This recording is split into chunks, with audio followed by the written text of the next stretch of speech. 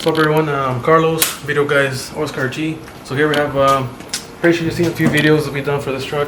I was going to eventually decide to give me a V8 like this one, but just I guess economic issues decided to keep it. So we're going to do a lot of work on this truck as a project truck, I guess you could say. As you can see, we got some new tires. That's one of the neat things added to it. And right now, the purpose of this video, we have like 6 or 7 codes on this truck. We're gonna try to eliminate. So we're gonna show you all the codes we have and some of the things you can look at before you start buying parts for it, and see if we can eliminate those codes by doing these free things before we start buying parts in order to eliminate these codes. And like I mentioned, there will be more videos regarding this truck. For those of you who are interested on upgrading your V6 more performance wise, and see what you can do if you're willing to try it out. And let's get the video started. Alright, so here we have the codes. One of the codes is the unexpected feature present. This one we might do it in another video because it has to do with the airbag. A little LED has to do on this end. Pretty sure somebody might have seen the video on it or not, but that'll probably be a video for a later time because it's not really something too important. So now we're gonna go to the ones we're looking at, like this exhaust circulation flow. That's a P0401, P0131, which is lack of heat oxygen sensor, P1151 heat oxygen sensor, bank 2. We have a P0171 bank 1 system to lean, which normally means we're getting too much air in the system when the air and fuel mixture. But we also have a bank 1 system too rich, so normally that would mean more fuel added into the mixture. We have the bank 2 also doing the same thing for too lean, bank 2 system too rich, and we also have a cylinder misfire detected. And we have a total of 9 codes. Like I mentioned earlier, first code will not be looked at until on a later video. So one of the things we're going to do here, if you have, for example, let's go back that way. For example, this, it says either some of the possible fixes that you can see through the video. One that we're going to look at that we know it's free, might take a little clean, is to clean the exhaust gas recirculation EGR passage, which we will then show you throughout the video. And that's for the first code. The second code also says replace the intake, what's that's the most frequently fixed, but it also mentions the, wait a second, see if we can find it, 11, where it says clean exhaust gas recirculation passage, which also shows for that one, also for the misfire. Since it shows multiple times for multiple codes, we're going to try to go with that. Not necessarily means that this will fix the issue, but it's free, time consuming, but you don't have to pay, and you'll get an idea of how to do this. So then hopefully this at least clears up one of the codes. And if this doesn't fix the code, we're gonna go with the next one that's possibly free, within at least multiple codes that shows that's same top fix or freaking fix, and we'll show you more in detail later on through the video or in parts as we mentioned earlier. Alright guys, here we're going to start with the process of removing it. Also, under the description you can see a video we did before this where we removed for the intake control arm runner. You can check that on the description. I'll show you in more detail how to remove all this. I'm still going to show you what to remove. So first thing will be remove your air filter. If you have the original one, obviously remove this screw for this to be removed here, and at least in my case I can remove it from here, but in yours you'll have your connection here. Just remove that and remove the connection from this little sensor and this hose, and you should be able to remove it. Alright, now we have to remove this sensor, these 2 screws, and obviously remove the plug and remove your accelerator cable and remove it from here. And we're gonna remove all these screws on this top of the plenum, and it should be about 13 screws all around, and also on the back, and they're 10 millimeters on each is 10 millimeters. So So we're about to do it. And like I mentioned, if you want to see it step by step, go to the description. There will be a link into that video of the intake runner. I'll show you how to remove it. Alright, so after taking all these screws, all about 13 of them, then you're ready to take off this.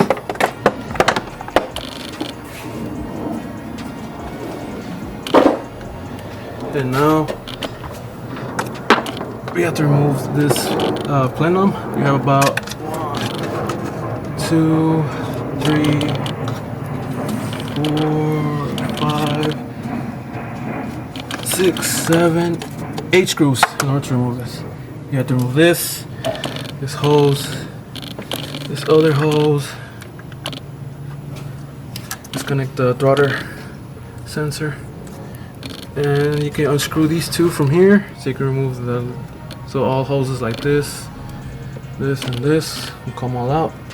Like I mentioned earlier, you can always go to the description and watch that video of the intake controller, which shows more detail how to remove this.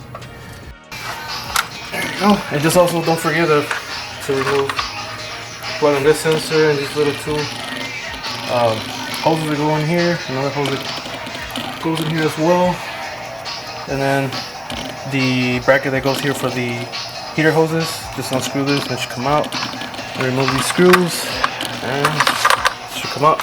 Oh, you also gotta take the... Oh yeah, and also remove this little, forgot the actual name for it, but it has like a, what is it, like, for a vacuum, and also has hoses on it, which is this. Just unscrew these two screws and it pops out. That's it. And just clean with some carburetor cleaner. Let's do that. Man, this thing.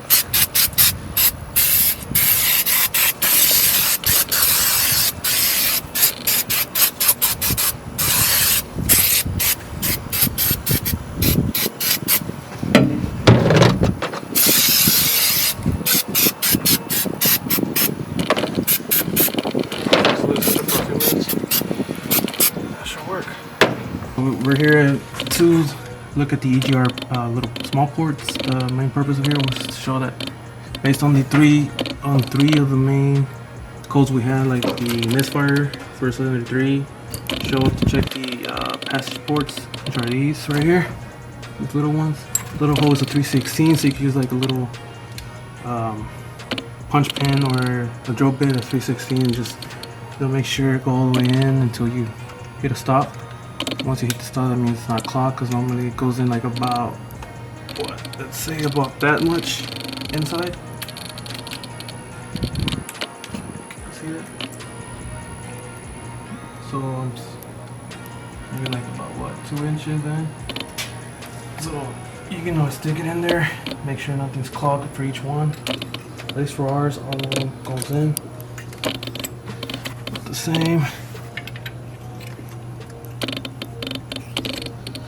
Same. Almost the same. Yeah, about the same. Same. Last one. If I can reach. Yep, about the same. So if it goes in, so I guess at least in our case, our ports aren't clogged. But in maybe some of your cases it might be clogged. That'll be something to check. And that could also, if it is clogged, that could help you, remove a misfire. Or some of the schools, at least in our case, it didn't. In our case here in the video, we show that none of these ports are clogged. So it goes almost like 2 inches in of length into this little punch hole. Pin, sorry.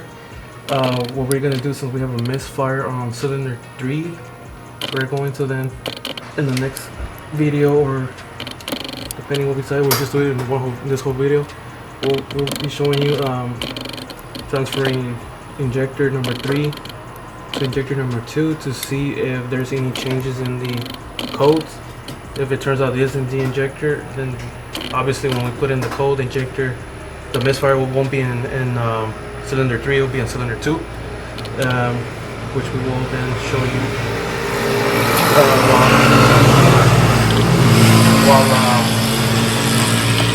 but I want to say in this case it might not be the injector, but we just want to make sure, rule that out.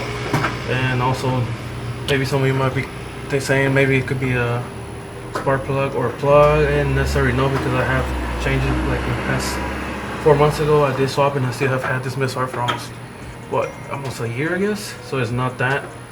Either it's the injector, or it's most likely has some kind of small leak that we still haven't found. All right, here we're gonna pick up where we are gonna swap out the fuel injector number 3 with number 2 and check out if that switches our Misfire. So the process was we obviously removed everything that was here, so you can check the previous video or that video with the runner. The link's gonna be attached to on the comments, description, sorry. And we're about to get started. So first, so now that you remove your plenum, all that, remove these 4 screws, one here, another one here, another one this end, another one with that end, and that's an 8mm socket. Alright, so remove all the 4 screws, 2 on here, 2 on there.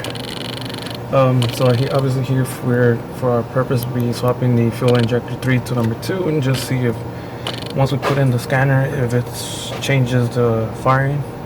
If it turns out the fuel injector is bad, then once we swap it, it'll show instead of number 3, it'll show that number 2 is misfiring.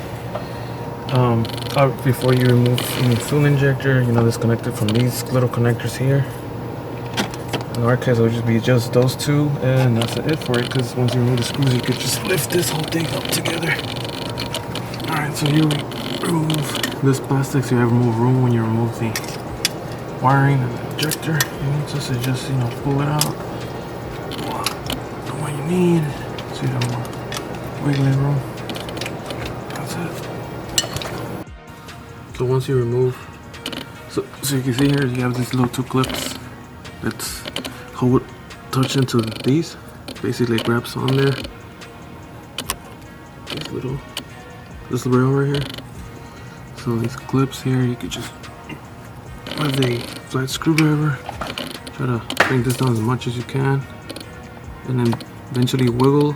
Once you do that, you will have fuel come out. So don't panic. It eventually will start coming out.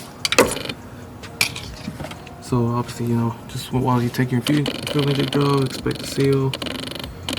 I mean, like it's just by visual expecting you have any kind of clogging. It don't seem like it, at least from visually looking at it, because it's number 3, the one he's assuming it's wrong. And yeah, that's about it. Alright, so we swapped out the injector from number 2 to number 3. We swapped them out. Now we're gonna put everything back, and don't forget to tie these screws, the 4 screws that go here. And now we're gonna put everything back, and then we're gonna delete the codes, and go from there. So now that we swapped out the fuel injector with a different one to see if our cylinder 3 changes, we're going to erase the codes in the meantime, and we will do another video in a couple of days or weeks in order to see and state if it did work or if it did not. And if it didn't work, we will keep troubleshooting what else we could look into. Also, if any of you have any input, welcome to put in the comments. And if this video was helpful or you liked it, give us a good like, subscribe, and that's it. Till next time, thanks.